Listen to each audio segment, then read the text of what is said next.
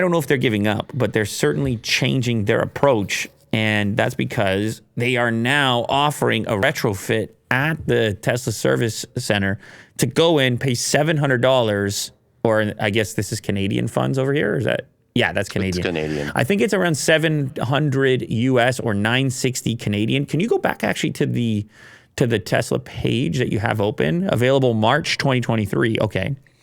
So they're not doing it quite yet, at least in Canada. Travel in luxury. Enjoy the warmth of a heated wheel and the touch of premium vegan leather in a traditional form factor. No stalks or shifter. Compatible with S and X vehicles configured with the yoke steering wheel. So it's essentially targeting the group that has the yoke and saying, don't you really want a wheel? Aren't you missing that steering wheel? Yeah. The other thing that exists now is the option to add it as you build out your Model S as an actual like line item configuration. Does it cost less? On the S or X? I think it's interchangeable. You just pick which one you want. Okay. Now, other companies were kind of inspired by this yoke. Companies like Lexus, we saw them goofing around with a yoke, Toyota.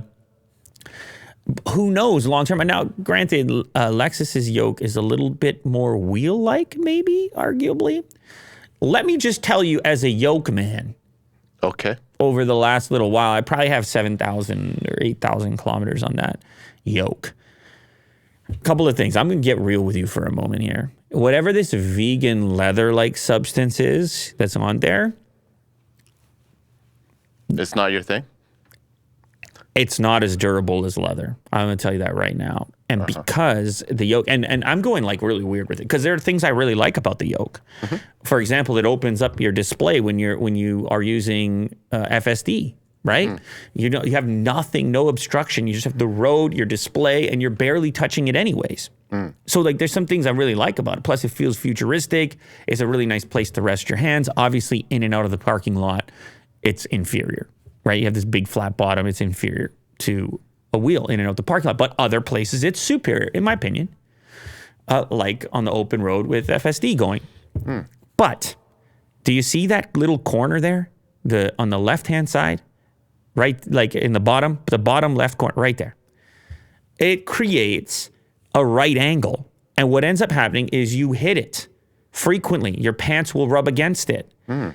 When you get in and out of the car. Now, I know you can fix this. You can elevate it. You can have your seat pushed back. But inevitably, I end up needing to get in and out the car, hitting it, and then it wears off. The vegan leather stuff is not really up for getting rubbed. It's that bad. That way. Use your thunder thighs? And dude, and I have 7,000 KMs. But if you were to do a quick Google search on yoke, vegan steering, wearing, or just do that. Try that. There you go.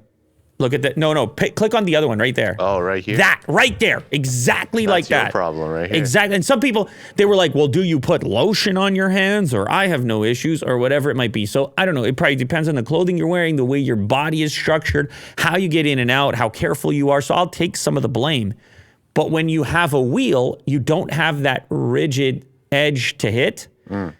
I would personally stick with the yoke, but I would just like to have a genuine leather, and you can actually order it aftermarket. So if I change steering wheels, it's going to be for a leather-wrapped version of the yoke. Got it. But I totally understand if you just go for the wheel at this point as well, which they're apparently making easier to do.